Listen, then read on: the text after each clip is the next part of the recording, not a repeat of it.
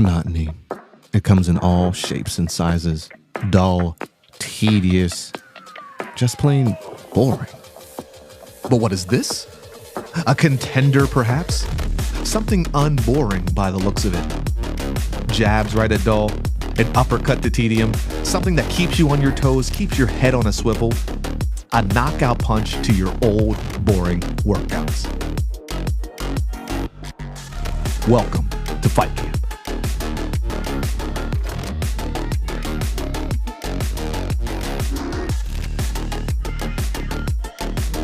Hey, Rocks fans, Jim Rice here. So thrilled to be back out in Brockton for another great season here with the Rocks. I can't wait to see you on opening night, May 15th at Campenella Stadium, all season long for another great year of Rocks baseball in the City of Champions.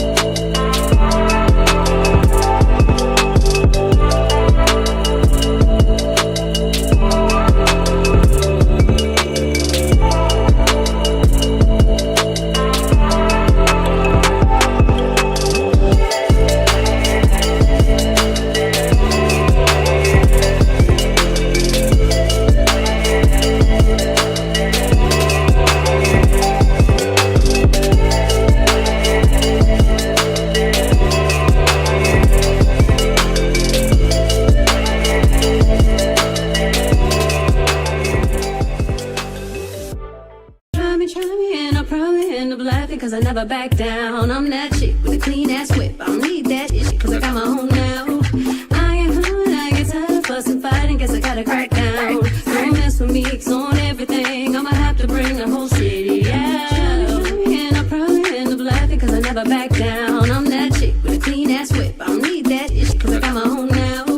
I ain't home, I get tired of fussing, fighting, guess I gotta crack down. Don't mess with me, cause on everything I'ma have to bring the whole city out.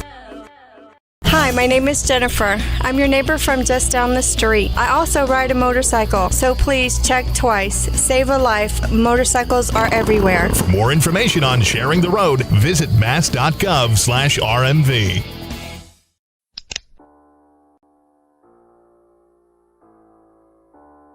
I know what you're thinking.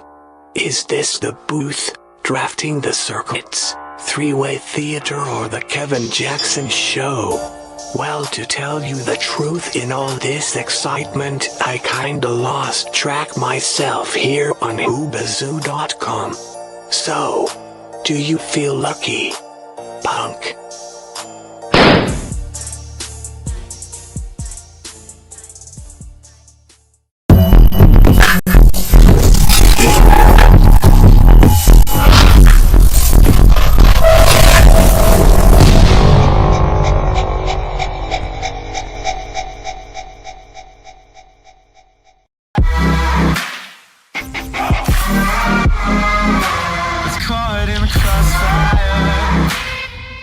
The movie, music, news, television promos, trailers and videos used in this production are protected by the Fair Use Act.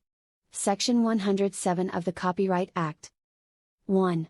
The purpose and character of the use, including whether such use is of commercial nature or is for nonprofit educational purposes.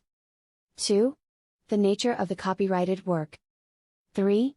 The amount and substantiality of the portion used in relation to the copyrighted work as a whole. 4. The effect of the use upon the potential market for, or value of, the copyrighted work. Excuse me, I happened to be passing, and I thought you might like some coffee. Oh, that's very nice of you, thank you. Well, won't you sit down? Thank you. Cream? No, thank you, I take it black. Like my man.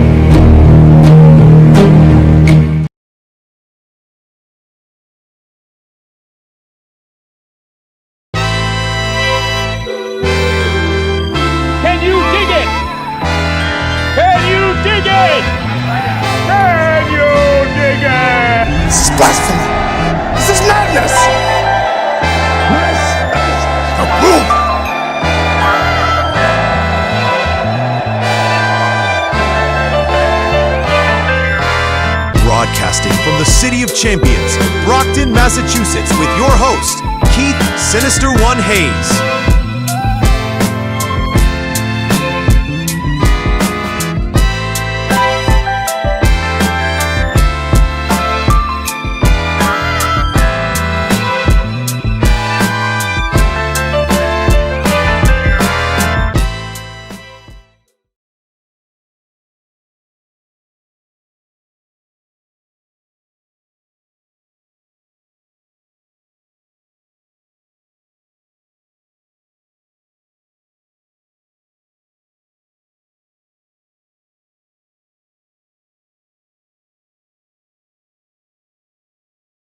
Ugh.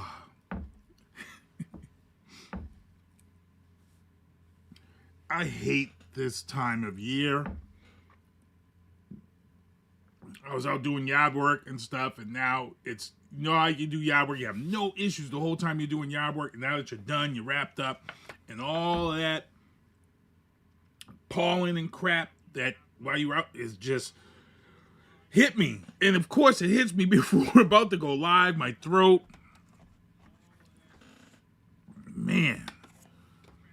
Man, good stuff. Hey, you're watching The Booth, and it is, why is the date not showing up here? Where is my date? Let me do some producing right here real quick for you guys. On my solo screen, the date is not here. So I'm going to put the date and pop the date in here where it needs to go so you guys can see this. This is on the fly. Bam. May 12th, 2026. This has been missing. The data's been missing from this the whole time. Jesus. May 12th, 2026. Let me get into my sponsors and supporters. Michael Douglas Barreto, MDB Electronics. If you got an Xbox controller and it needs to be fixed or broken, get it out to him. He'll have you back to gaming. ASAP, lifetime warranty available, so please reach out to Michael Douglas Barreto Electronics. He repairs Xbox One controllers. Also, Vianna Marie's music is everywhere, streaming everywhere, available now. Make sure to reach out on Amazon Music, Apple Music, Spotify, Pandora, Tidal. Videos on Vivo, YouTube Music. Support Vianna Marie now. Tactical target system, those zombie targets that you see me with out at the range. Those are the targets that are life-size, and, you know, they're definitely making sure that you'll last more than 2 seasons in The Walking Dead. I actually took an introduction to action shooting class last Friday night at the range, so I'm going to see how that works out. Step up for that. I Love Boston Sports. Check them out at South Shore Plaza.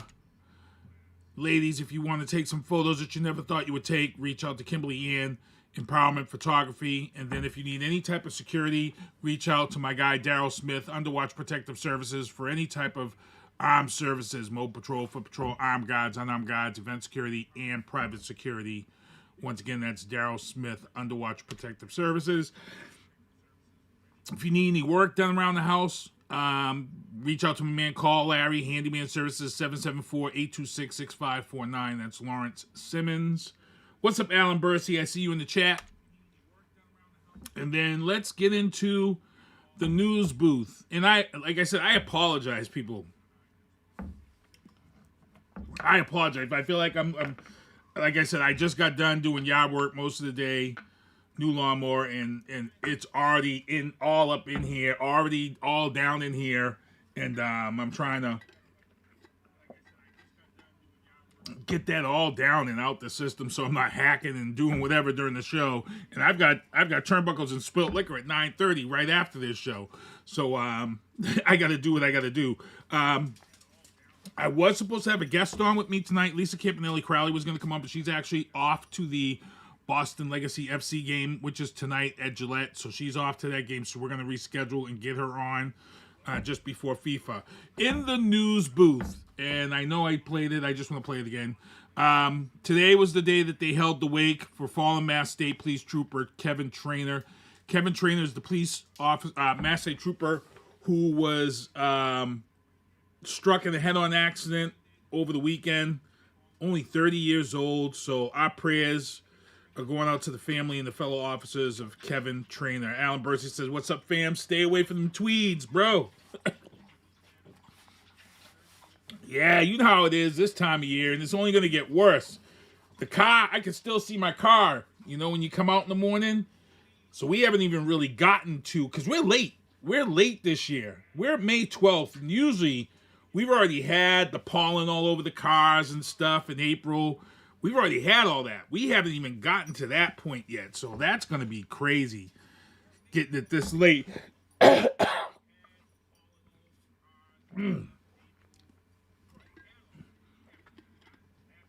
See? Sorry.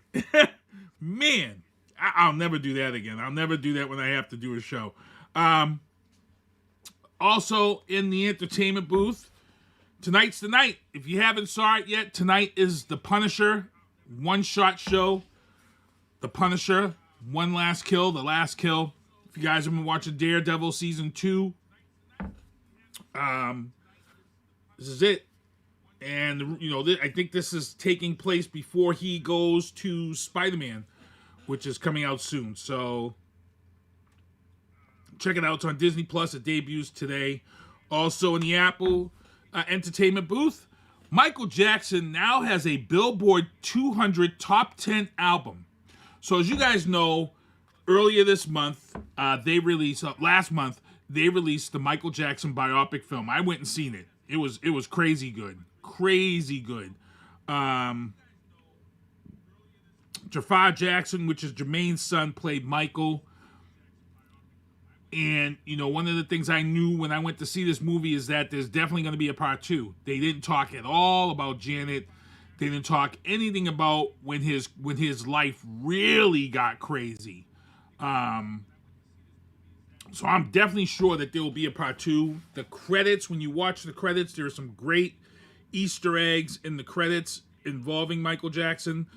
But now, since this movie is such a big deal and it's breaking records worldwide, Michael Jackson's albums and music is back into the Billboard Top 200. This is crazy. And so now Michael Jackson is the first artist to have a top 10 album in the Billboard 200 in each decade since the 70s. Think about that. Since the 70s. So he's had one top 10 album or more in the Billboard 200 in each decade. So 70s, 80s, 90s, 2000s, 2010, and 2020. That's crazy. Crazy. And then on the other record forefront, the Michael Jackson movie itself surpassed $500 million at the global box office. It crossed $270 million domestically here, and Sony Music is getting a huge, you just saw, a huge windfall because they own the Michael Jackson catalog, and that is booming. So, excuse me. So, you know, the Jackson family, who were the executive producers on this film, most of his brothers and stuff, they're making their money back on this, big time. So it is crazy, crazy stuff. If you guys have seen the Michael Jackson movie, drop it in the chat. If you saw Michael, it was great. It was a great movie, good movie. The fact that it's blowing up and taking all of these records doesn't surprise me. I knew that there was going to be a resurgence in his music on the billboards, but not like this. Not like this. This is crazy. So, big ups to the Michael Jackson family for this. And I can't wait for the sequel for this to really get into the meat and potatoes of his life. So we're good there. Thomas Mabel is watching. What's going on, Thomas? Thank you for joining the chat. Alan Bursey says, the older we get, the more we realize how amazing the man was with all his flaws. So one of the things in the film that was a truly touching scene was he really wasn't popping off. He was just like on that cusp, but he was really bothered by the Bloods and the Crips. And he was really bothered by that. And there's a scene when he went to film Beat It, he actually called in all these favors to have the Bloods and Crips do a piece, to do a little type of truce, and showed up on the set where he was doing the choreography and all this stuff. And the scene, I don't want to spoil it for people. Hold on. I gotta do this real quick because I know the movie's still hot. People are still out there. I gotta let me just take care of this real quick. Hold on. Spoiler alert. Spoiler alert. Spoiler alert. All right, we're clear? We're better? Okay, so nobody can sue me, get mad, or come to my house and be on my Facebook page and trying to tell me I'm this and that. You all got the spoiler alert. Okay? Spoiler alert. So if you saw that spoiler alert, you should have it turned down. So in this movie, there's a scene where he's filming Beat It, and he's working on this choreography, but he wants to bring in some of that street element for the choreography. So he brings in and has his people call, and they put together this truce between the Bloods and the Crips. and the Bloods and the Crips are there in this garage, and there's a lot of talk, and then Michael walks in, and it's the scene is crazy. The scene is funny as hell. They were teaching them some of these dance moves and stuff, and then it's these guys being invited to watch Michael create the choreography and the dance moves for the Beat It video, and it's just a crazy scene. But there's a lot of stuff like that. There's a lot of stuff that we had already knew about with Michael Jackson. The stuff with the film is, I feel like this movie will probably is probably looking at 2 Oscars. I think it's looking at 2 Oscars. I think it's going to be nominated for a technical Oscar because I went to see it in the new format. It is this 0 something. It's in Hanover, and it was Dolby Atmos sound. So the concert scenes were crazy. The visual scenes were crazy. The Pepsi commercial scene is crazy. It was so crazy. So I think on a technical, I think this movie is going to get some nods on the technical aspect for Oscar nomination. And I'm going to say, and this is some people say it's a reach, but I feel like the actor who played Joe Jackson in this film, who played Michael's dad, I think he stole the film. I think every scene that he was in, he stole that from Jafar. He stole it from Nia Long. He stole it from every scene that Joe Jackson was in, even right up until the end of the film. Joe Jackson's, the actor who played it, stole the movie. And when you steal a movie, it's usually worthy of an Oscar nod. And I feel like if he gets nominated for not Best Actor, it wouldn't be Best Actor, it's going to be supporting. It's going to be supporting. So I feel like if he's nominated for Best Supporting Actor, I'll be happy with that. I would not be surprised if he's nominated for Best Supporting Actor, because he killed it. He stole every scene he was in that film. It's very similar to Lawrence Fishburne playing Ike Turner in What's Love Got to Do with It. It's pretty much that good. Pretty much that good. So I'm gonna give it that. But again, if you haven't seen it yet, check it out. I know there's a lot of people out here saying that they're gonna wait till it's on streaming to see it on TV at home. Don't. If you're thinking about waiting and seeing this, and I've got a big screen TV. I've got a huge TV in my house, surround sound, all that crazy stuff. You can't. The concert scenes that they redid for this film are larger than life. The sound is larger than life.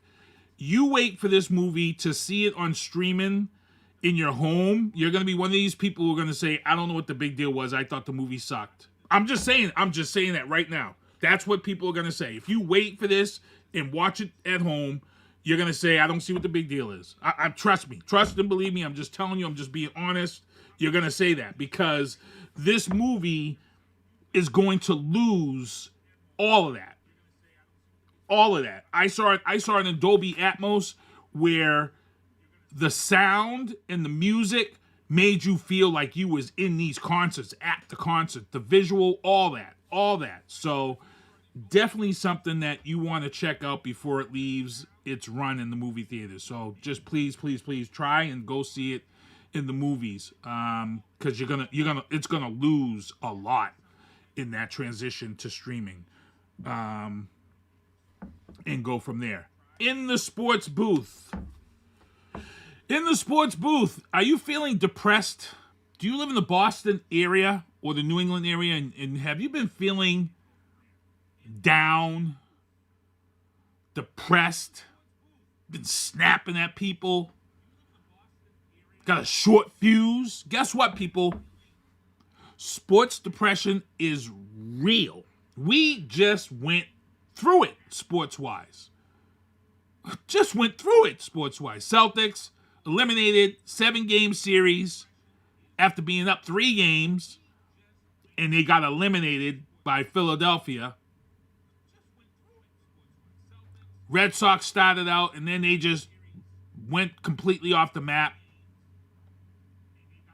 Patriots haven't even started the season yet, but their season of discontent is here with this Mike Vrabel stuff.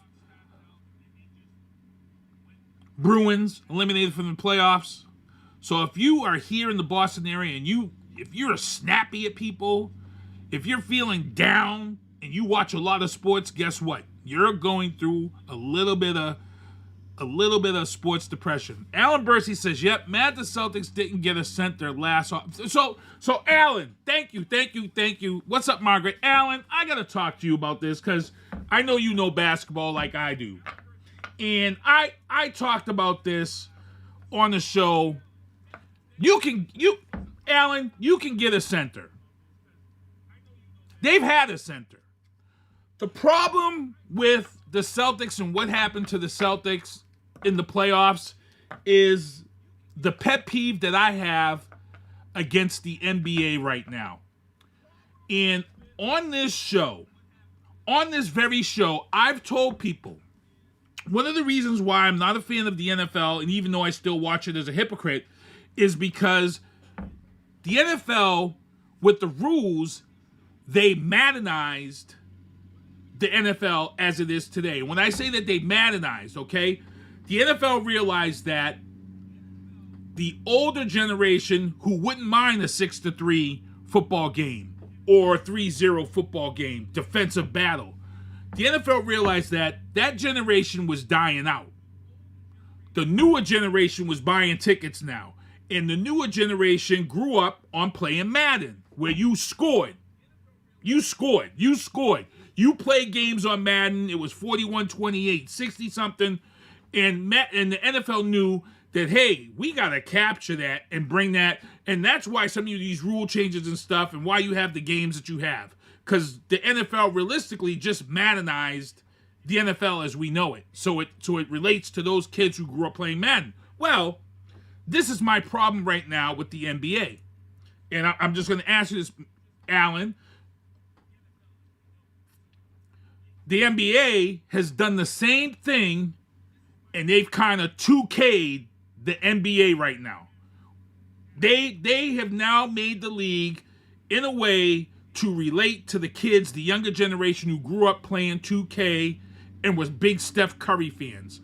And the reason why I say this is because I watched that Celtics Game 7. And even though despite they didn't have Tatum on the floor, they had many chances to win that game. But it's not just the Celtics. Everybody in the league right now, they're all doing the same damn thing. And that's live and die by the three. And in the 80s and the 90s, you didn't live and die by the three. You took the three if you was given that shot. If you went down the floor and your man was left open outside the perimeter and he could get that three, you took that three. The league it wasn't this live and die by the three analytics. The Celtics were down and you were only shooting 20% from the floor for 3-pointers. Okay, well, for me, I'm old school. For me, I'm like, okay, change the game up. Stop shooting threes. Go to the fucking hole. Get a foul. And nip away at this. And guess what? The Celtics did that. They started driving to the hole. Jaylen Brown takes a hard foul. Ends up being the technical. Puts them up by 2. Now I'm like, okay, they get it. Let's just keep grinding. They're up by 2. Do you think that they would go back and just continue with going to the hole, getting the fouls, and getting guys in the foul? No. Celtics go up by 2 in Game 7, and then what do? They go back to back on missed threes, and then off those missed threes, Maxey goes down, scores 2 baskets, and both of those are fouls. This shooting from the perimeter and living and dying by the three in the NBA, and I get you. I understand, Alan. Yep, those pieces are missing. I get it. But still, this living and dying by the three in the NBA is horrible. I hate it. I hate it. Everybody's trying to be Steph Curry. Everybody's trying to make this game into a 2K game every night, and I can't stand it. Go to the hole. Get a foul. Get people into foul trouble early. Get people in the foul trouble early. You had Joel Embiid with 3. Okay. Go to the hole, Jalen. Get him in the foul trouble. Get these people in the foul trouble. You get 3 fouls on somebody early in the game, on a game 7, trust me, it changes the whole game. This living by the threes is horrible. I hate, especially if you're shooting 20% from the floor. And then in the fourth quarter, they shot, I think they only had like 3 of 20 in the fourth quarter. So it was like, just go to the hole. Just go. You had a dominant center like Shaq, right? Dominant center like Shaq, and you had a whole term for Shaquille O'Neal back then called Hacker Shaq. Why? Because Shaq was so big, Shaq went to the hole, and dudes just beat the crap out of Shaq every time because he couldn't shoot free throws. So they hacked the hell out of him. Jordan would go right to the hole. Jordan would go to the hole and still lay the fresh layup in there and still get the foul, and then go to the line and shoot his one, then look right at the dude who fouled him. Like, yeah, okay. Okay. You know? It's almost you know how Jordan would go to the hole and then someone would foul him, and then Jordan would go right up there and then shoot that free throw, then he looked right across at the person. No, you done f***ed up, don't you? No, don't you?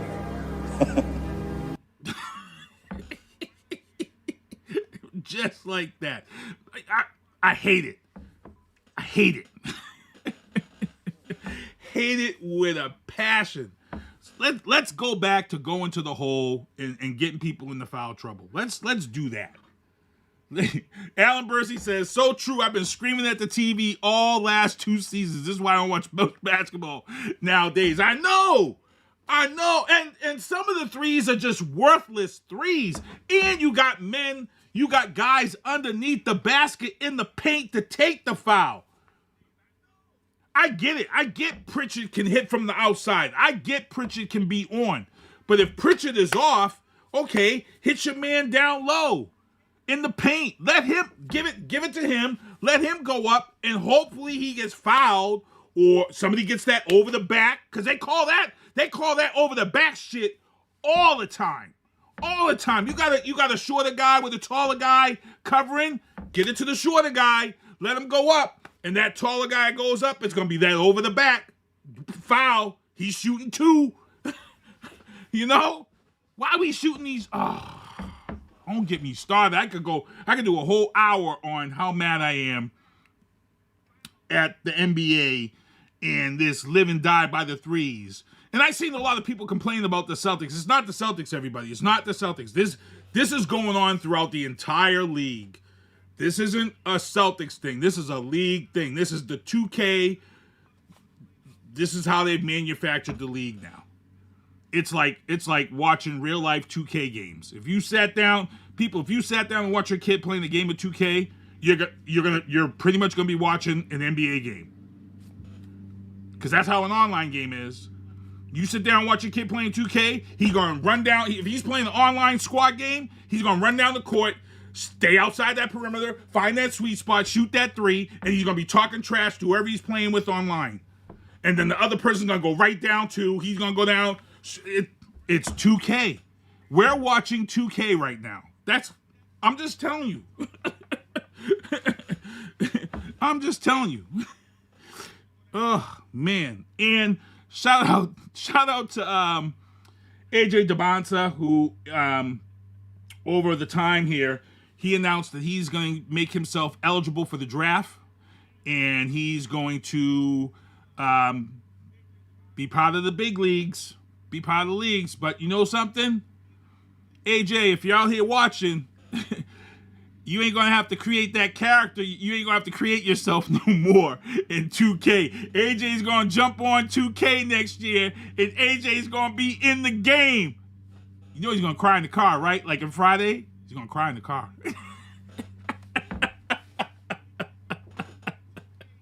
AJ gonna cry in the car after the draft. Cause you don't have to spend hours getting his character right to look. Y'all know. Anybody who's on here, Alan Bursey, y'all know. You play 2K, you created yourself in 2K, and you spent that when you first cracked 2K. When you first cracked 2K and they really started getting going with the coins and the court, the playground, when they first got the playground going, don't lie, you got your character. You spent the whole first night when you got 2K creating yourself as a character. You got your clothes right. You probably went and spent $30 on VC so you could get all the right clothes you wanted, the right fit, the right drip. Man,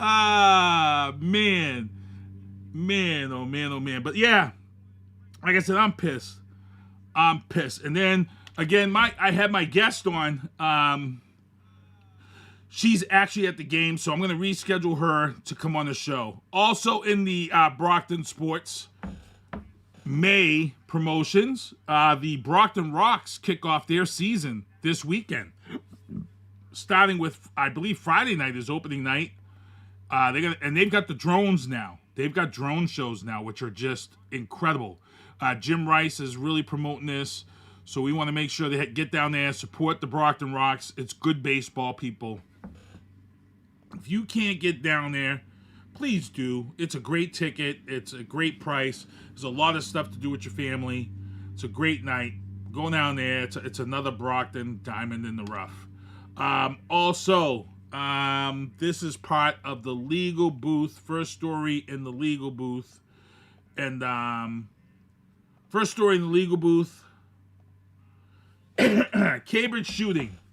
Authorities identified gunmen, 2 victims in critical condition. Now, if you guys were watching yesterday, a gentleman by the name of Tyler Brown was on Memorial Drive at like 1:30 in the afternoon with an assault rifle. More than 10 rounds in this assault rifle, which is automatically illegal in the state of Massachusetts. So I don't know how he got his hands on this firearm. But Tyler Brown was on Memorial Drive at like 1:30 in the afternoon, and he was just spraying cars coming up the road. And he shot 2 people. Those 2 people were in critical condition. One of those people is an MBTA bus driver. And this could have been real bad. This could have been real bad if this gentleman had waited another 2 hours and we had rush hour traffic flow. It could have been real bad. This was 1:30 in the afternoon. Big ups to the Cambridge police and the I think it was a Mass State police officer. It was a Mass State police officer and a veteran, a Marine veteran who has an LTC, who stopped him. He did take a shot to the extremities. And now that we know more about this story, it's a tough story because he's a black male, and prior to this spree of going on Memorial Drive and shooting, he called his parole officer. Now, Tyler Brown, and I don't condone his actions. Let me just put this out here right now. I don't condone Tyler's actions at all. At all. What upsets me is that I've talked about this on the show for many, many years, and a lot of people who watch this show know this. I've always talked about one of the dark secrets in the black community is suicide by cop in black men. And it's a statistic. It's a well-known statistic. It's out there. Tyler Brown called his parole officer. He was having issues. He suffers from PTSD. He has all these mental health issues.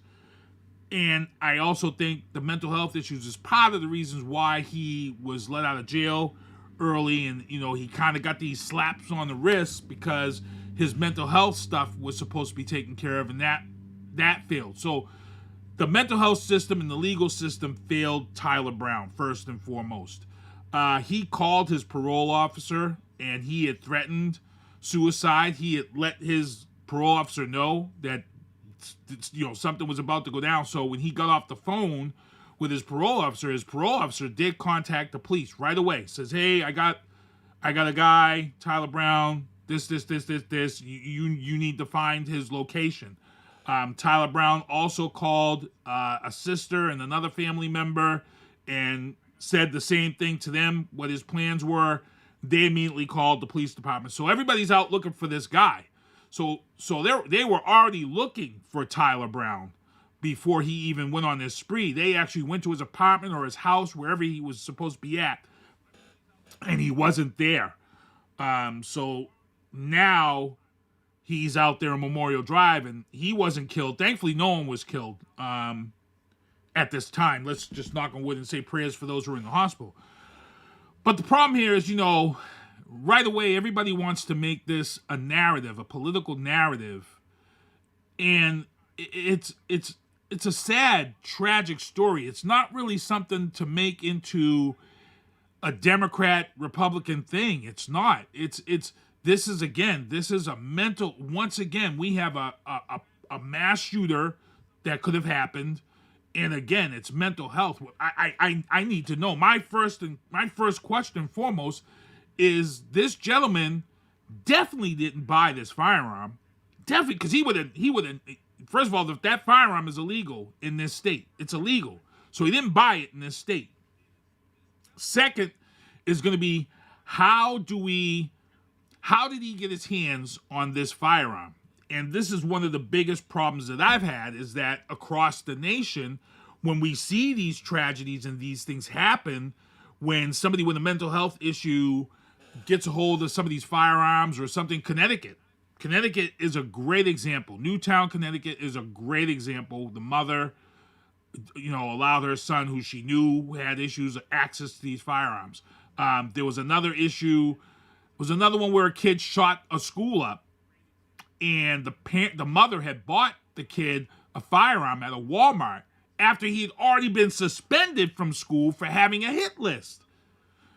That right there was the first time I've ever seen parents held accountable for their kids' actions. And I've said this before, and I've said this with Ken on the show and talk with the legal guys, and I've always said, we really need to start hammering people who allow access to firearms for those with mental health. You're supposed to do a damn good job of protecting and keeping your stuff safe and secure. Colorado and Utah and Colorado have some of the highest rates of suicide by firearm, to the point where in order to get your LTC in Utah, that's a big part of the class, is making sure your stuff is locked up, making sure you don't have this or that, and if you do have somebody with mental health, you're supposed to, like in Utah, you're supposed to take your firearms and they have to go to somebody else's house, and things of that. So Alan Bursey says the U.S. needs to invest more in mental health care. Damn right,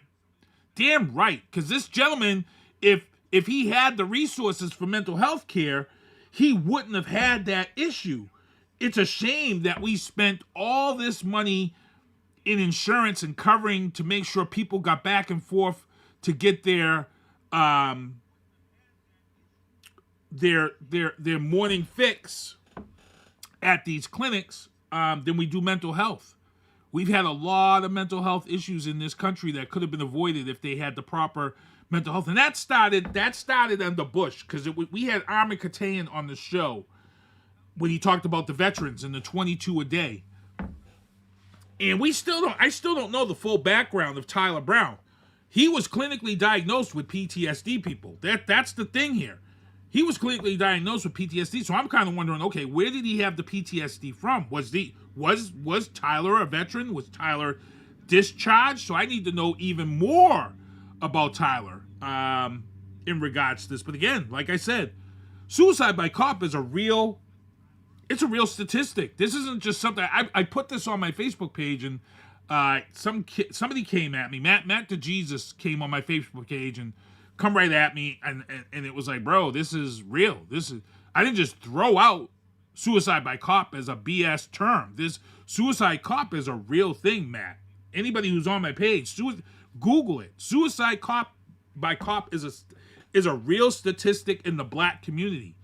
And they don't know why it is, but it is. And for me, sometimes I feel like, and this is just my opinion,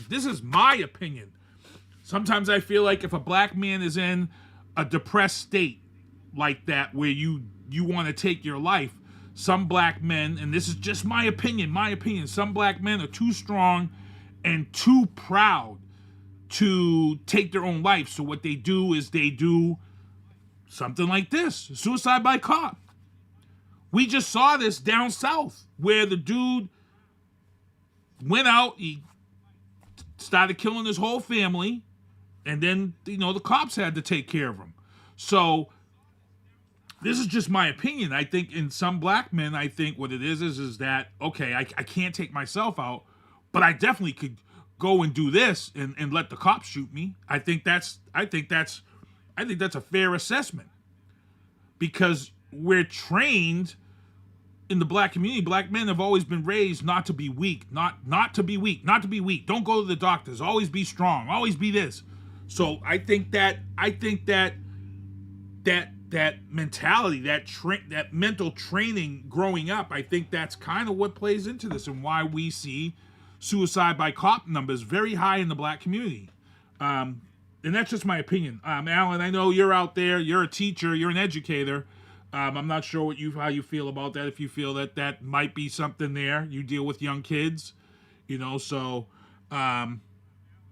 it is one of those things. So I want to see, like I said, I don't condone any of Tyler Brown's actions, but I am sympathetic towards his mental health issues, and I'd like to know, like I said, I'd like to know how the hell a guy with this many mental health issues and record was allowed to get a firearm that's illegal in this state. I need to know, and I need to, and if this is a family member or somebody who didn't have their firearm locked up as it should, they need to go down. They need to go down just as well. I'm sorry, but they need to go down just as well. This is a tragedy that could have been real bad. What if he didn't go on Memorial Drive? What if he went into an MBTA station and just decided to start shooting people in the MBTA station? Because he wasn't far from one. He was on Memorial Drive in Cambridge. So he could have easily have went anywhere. And like I said, it was 1:30 in the afternoon. We were lucky. If this was just an hour and a half, 2 hours later, that would have been rush hour traffic, bumper to bumper. Because most of these people, it was 1:30, and they were saying that most of these people were able to turn around and go in the other direction to get away from him. So you wouldn't have been able to do that at rush hour. You would have been stuck. So this could have been a real, real bad situation. So, also in the legal booth, FCC and Trump are being sued by ABC for violating their First Amendment rights in broadcasting. And I told people this was coming. This was, as Trump gets closer to the end of his term, the lawsuits are going to start popping up from everybody that he violated their rights. I watch all these videos. So this one here, this isn't even Jimmy Kimmel's show. This is The View. They're starting out with him coming after and attacking The View and utilizing the FCC to come after The View. So if they win this case will set precedent. And if they win this case and it sets precedent, guess what they're going to do? They're going to file a suit now for on Jimmy Kimmel's behalf, and so on. And I've said this before, and I've said it again. I see all of these videos of all these press conferences at the White House where he talks down to people and talks all this crap to people, and I hear a lot of people say, well, why don't these reporters say anything? Why are they just sitting there taking it? And this is it. I think a lot of these reporters from all these outlets, I think a lot of them are saying, okay, say what you want, bro. Say it. Say all that stuff, bro. Say it all. Because we're making a list. We're checking it twice. We've got you on video. And once you're out of office, I think you're going to see all of these media people that he talked crap about or made look bad, I think he's got a lawsuit coming from them. Alan, what's up, Chris? Alan Bursey. Okay, I agree with that opinion, and it makes sense. Historically, black men have been trained to overlook their mental health, so that makes sense. Yeah. And Alan, think about it. So if you go out like that, if you're a black man and you go out like that, the last thought you had is, oh, I went out strong. I didn't go out weak.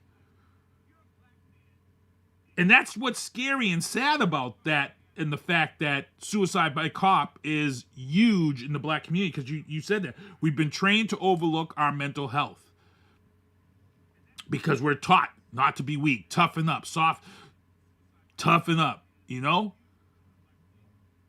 So, yeah, it's scary. It's scary, and yeah, we're gonna see. Like I said, this FCC thing, weaponizing of the FCC is coming to a head. This is just the first.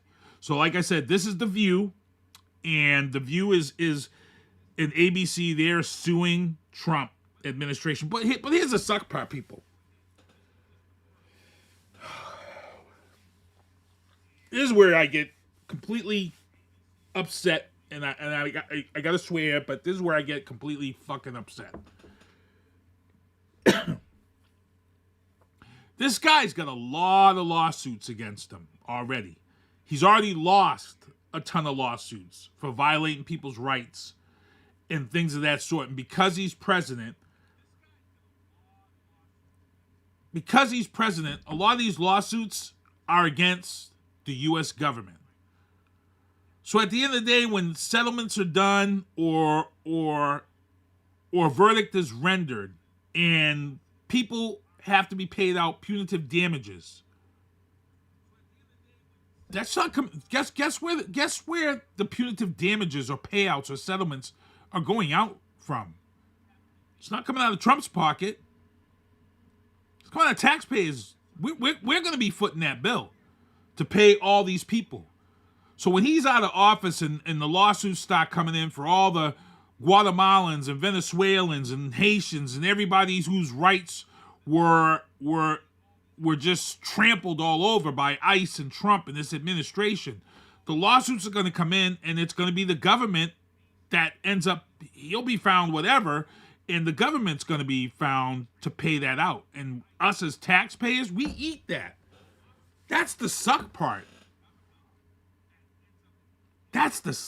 We're going to pay for that. And then the ABA released a statement on SCOTUS and the voting rights. And you know what? Let me try to put this up for you guys. Let me get this in here and do an image slideshow. Let me try to put this up for you guys real quick. Hold tight. We're going to add files. I'm just going to try to do this on the fly because I really want you all to kind of see this. This is from the ABA, American Bar Association. They actually put a thing out in regards to the SCOTUS and what happened here last week. And the ABA isn't really talking about what happened. They're mentioning it, and they're getting into that. But what they want to really talk about is this here. And let me do the transition speed of 10,000. Do okay. And let me transition over for you guys. And here's the first one. Our nation is confronting... can I pause this? Let's see here. I'm just doing some production on the fly here. I want to cut. And then I'm going to do 15,000 MS.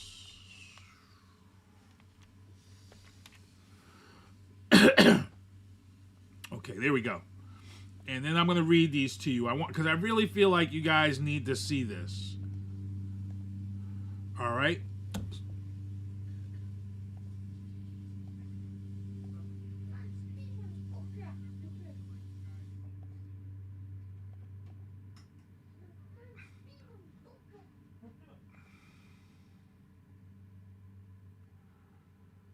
So this is the American Bar Association. This is what they wrote on their page on Instagram. And it's kind of breaking down what they feel is a problem now, where the Supreme Court made this decision, and they made this decision, and what they feel is that they feel that the redistricting that is going on now that they've cut this is the problem. They're saying that this is the problem now. So the American Bar Association is really talking about this here. And if you want, you can go on the Instagram, check it out. It's kind of a breakdown of their feelings on the redistricting, the rewriting of these districts like they did. So the voters did theirs in Virginia. And they went and said, no, you can't. And as R Squared talked about on this show, R Squared talked about this on the show, and he said that, this could backfire. And yes, this could backfire, and the Democrats could win some of these seats at midterms, which is what happened in Texas. And I forget what other state. There was another state where they did this, and it backfired, and the Democrats actually took the seats. The problem is that he said at long term, the outrage, like R Squared said, is he said that the outrage ends after a while, and then people will go back to voting, Republican or Democrat, whatever. And he made a good point that the Democrats may take those seats at midterms, but in the long run, those people are going to go back to where they voted from. Now, as we head into midterms, there are a lot of things not in Trump's favor right now. As we head into midterms, one of the things that's going on right now is the independent vote. 80% in some of these polls, 80% of the independent vote is not a fan of Trump, not a fan of MAGA, not a fan of him at all. Independents have become a big part of the vote. These are people who are not Democrat, they're not Republican, they vote who they feel is the best person for the job.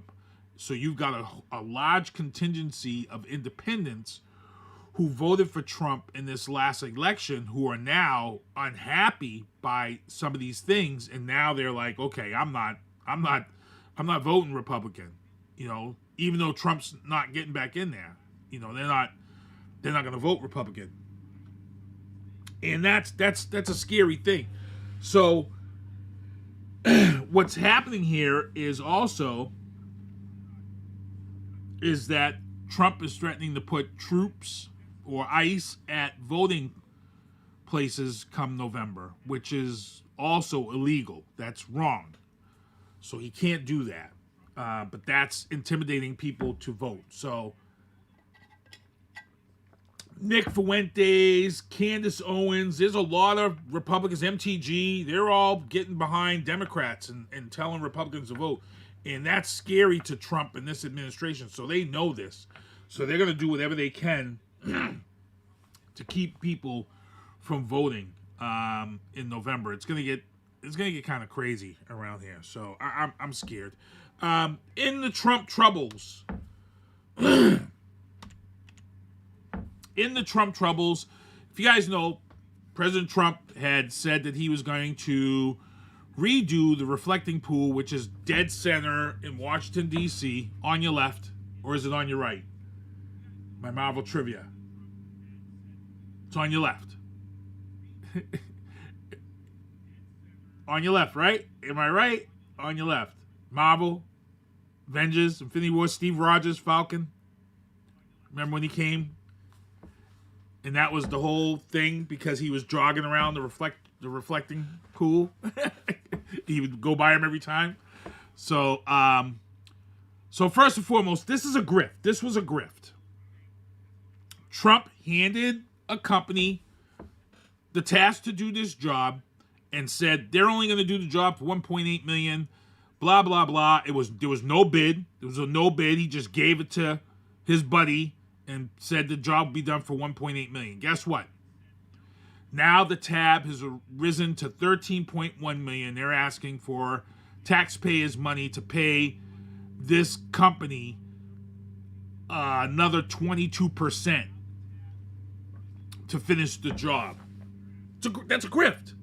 For those of you who don't know what a grift is, that's a grift. A grift is when you give somebody who's a buddy a no-bid contract to do a job, and then you allow them to come in and ask for more money to complete the job after they've already started it. That's a grift.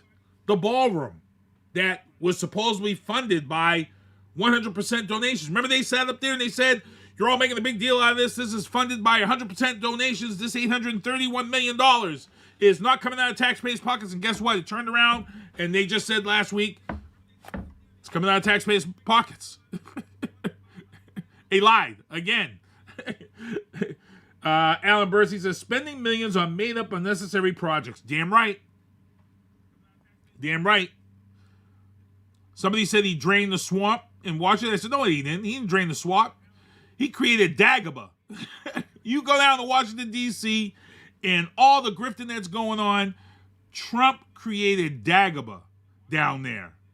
You got Minox and all types of other Star Wars creatures hanging out in the swamp down there. It's so deep and so foggy.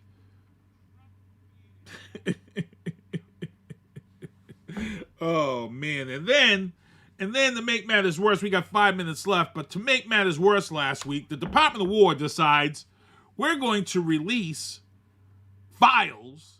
I should put X-Files music here for this story. I should put X-Files. I dropped the ball as a producer here. I should put X-Files music here. Pete Hegseth, who I can't stand. I hate this guy. A lot. I really hate Pete Hegseth. I can't wait to see his ass in jail after this. I want this man in jail. But Pete Hegseth from the Department of War releases UFO files in a historic transparency effort. Hey, if you wanted to release some historic files in a historic transparency effort, how about releasing them Epstein files, bruh? Unredacted. Instead of releasing these UFO files as a way to distract people. Who cares about UFOs right now when you go to the gas pump and it's $4.41? And I'm one of these guys who I've always said the president isn't responsible for the prices of gas. It's a market rate. Unfortunately, what he's done, it's not his fault. The problem is because Israel and Iran are blowing up, tanks, and they're blowing up where fuel's being stored, and that's upping the price of the oil and the demand. And then you've got the Strait of Hormuz, which is also upping the price. But I just saw some oil company just is making like record profits now because they've got to go around and they're all getting rich. All of the friggin' people are getting rich. Every time he decides to do whatever, his inside trader people are getting the heads up and they're doing whatever. And it's insane. It's crazy. So, hey, that's it, everybody. We're at 7:58. Got 2 minutes left. I want to thank everybody for tuning in the show. Chris Gagney, Alan Bursey, what's going on, guys? Thank you. Margaret, thank you if you're still watching. Thomas Mabel, thank you if you're still watching. At 9:30, we've got Turnbuckles and Spilt Liquor Podcast, the wrestling show. That's at 9:30 tonight. We go live. We have a guest, Anthony Green, coming on the show with us. But these are the beanies. And the things that you see, let's see here. Let me get these up here. Those are the beanies for those who supported the show. Those are the shows I produce. Oscar Mike Radio on Thursdays, Drafting the Circuits on Wednesdays. Turnbuckles and Spilt Liquor Podcast is at 9:30. Manatee Sports on Sundays. Also, this Saturday, Stand Up for Brockton Arts at the Enso Flats Gallery. $20 tickets, $35 VIP. Brockton High School is putting on their drama club end of the year event. This is the thing that they practice all year for, and then they put this on that they're doing Chicago this weekend. Got to get their tickets. Also, comedian Miss Laddie will be coming to Brockton. She Got Jokes will be the Comedy Corner at Southern Comfort. Memorial Ride for Ethan Barnes, May 24th. Kickstands up at 2 p.m. at New Bedford High School. Also, Saturday, May 30th, Method Man, Red Man, The Locks with State Property at the Aganis Arena. DJ Chubby Chub and DJ Ruckus. Bat Bus is ride free till June of 2026. Fingers crossed. Hoping that this will get extended again.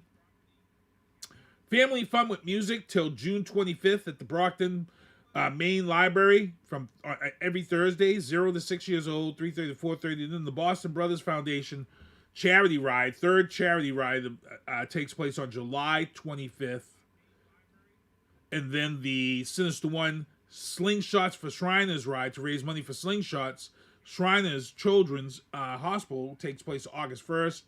Broken Chains Biker Church, third annual car show takes place August 22nd in Taunton. They also just announced the Boston Pizza Festival will take place at Boston City Hall Plaza, 11 to 6, September 19th to 20th.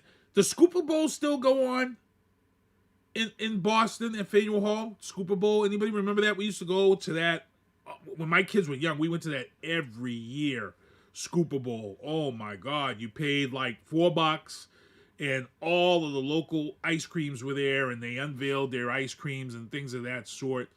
And it was a great time to go to Scooper Bowl. My kids, I was like dad of the year when I would take my kids to Scooper Bowl. And the funny thing about Scooper Bowl was, too, is that, you know, back when my kids were young and was out of school in the summertime, I worked the overnight shifts at the T, and I also worked what we called was 4 to 12, Monday, Tuesday off. So I worked 4 to 12 on Wednesday, Thursday, Friday, Saturday, and Sunday. It absolutely sucked to work 4 to 12 on the weekends. So you would go to a cookout, and you would be leaving just when the cookout was getting good. It sucked. The only good thing about working 4 to 12 Monday, Tuesday off was being the father of 2 young boys. And Monday or Tuesday would come, and guess what we would do? We'd go to Canopy Lake or Six Flags. And as a kid,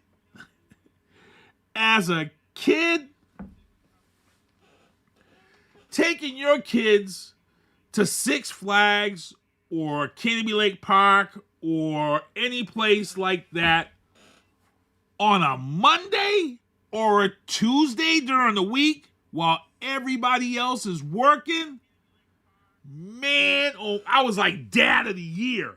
My kids we would go to Six Flags on a Monday. We would get up early Monday, like at 8 o'clock in the morning, and pack the car with lunches.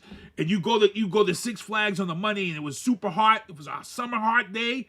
You go on a Monday, and you knew you got a gazebo because practically nobody was there, and you was dad of the year. Dad of the year, taking your kids there on a Monday or a Tuesday. Chris Gagney said, laughing my ass off, Montu's worst shift ever. Cover shift, Chris, cover shift was kind of sucky too. Cover shift, you had Friday and Saturday off, and you had to be in on Sunday morning. And you work Monday, Tuesday, 4 to 12, and midnights Wednesday, Thursday. And you had Friday, Saturday off. So the suck part was that if you went out Saturday night, oh, man. If you went out Saturday night, you had to be to work Sunday morning. And that, Yo, I don't know how many times I see many people. You gotta drag that ass in there on Sunday morning. Oh man, but nah, 4 to 12 was that. Yeah, 4 to 12 Monday, Tuesday off. And if you didn't take the kids out on the Monday night, now you're down the bar. You would go down the bar on the Monday night to watch Monday Night Football. Now you look like a straight up alcoholic because you're there on the Monday at a bar. It was crazy. Chris Gaggy said, cover shift, no sleep until Friday morning. Right? Right? Man, I'll tell you, and I see a lot of people, they talk crap about the MBTA workers and employees and stuff, and I'm like, bro, you have no idea. Some of y'all would never survive working for the T. I'm hearing some of these stories about these new people getting on the T now, and they ain't even lasting 6 or 7 months talking about, I don't like having to wait so long to get a shift. And they've been on the T for like 6 months, and they're already getting a pick for a shift. And it's like, bro, I was a fueler, a third class fueler for like 3 years before I even got into the training program. Like, it took me almost 10 years to get a decent shift, let alone stop it. Stop it. So, hey, I want to thank everybody for tuning in the show, hanging out with me. It's been great stuff. I could do a whole hour on MBTA stuff from back in the day, but but other than that, hey, I want to thank everybody for tuning in the show. 9:30, Turnbuckles and Spilt Liquor podcast is coming up at 9:30. Me and Kevin Jeffries will be talking about that. And I had my shirt on here to show some respect to Lionel Booz Young. Lionel Booz Young fought Cage Titans this past weekend, and Lionel Booz, at the end of his fight, stepped away. He's retiring. And Chris Gagne says, good times, best guys. I have a Chris Gagne story, but I ain't going to put it out there. I have a Chris Gagne story, but I ain't going to put it out there. It involves broken ribs. I felt so bad for that man. Oh my God. To be honest, real talk, Chris, you could have died, to be honest.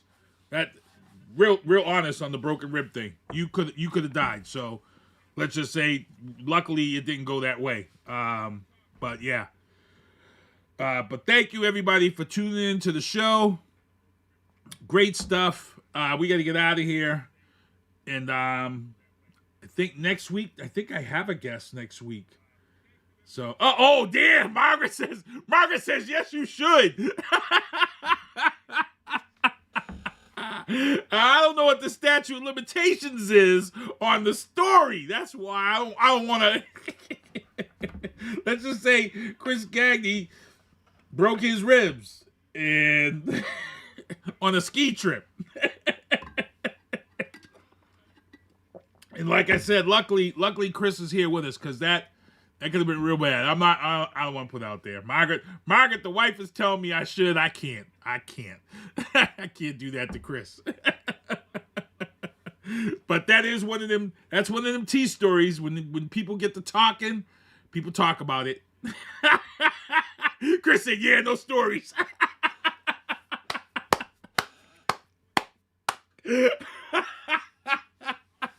Chris's chest probably started hurting as soon as I mentioned the story. His ribs was probably like, yo, shut up.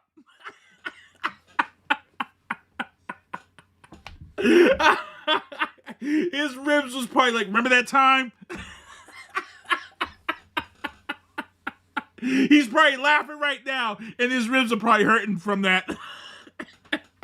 I gotta get out of here. Chris, thank you, man. We love you guys.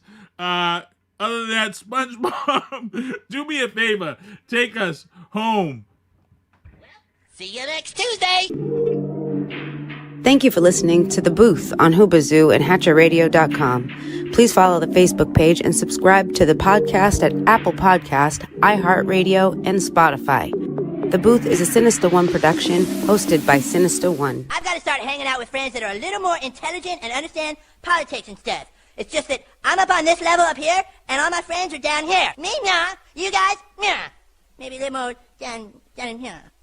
Screw you guys, I'm going home. I smoke, I drink, I do my thing. These bitches hating, so you know I got to make it plain. Don't do cocaine, but your chick, my main. We stick together, true forever, yeah, you know we bang. I miss those days, which was easy. If only I make it, keep this shit on repeat. Now that I done upgraded, I've been upstate, and y'all think I'm playing. And I got a hit now for these weak ass hoes who think I ain't slaying. Try me, and I'll probably end up laughing, cause I never back down. I'm that chick with a clean ass whip. I don't need that shit, cause I got my own now. I get hurt, I get tired of fussing, fighting, guess I gotta crack down. Don't mess with me, cause on everything I'ma have to bring the whole city out. WHOOBAZOO, that's Whoobazoo.com. Enter website, enter website, enter website, enter website.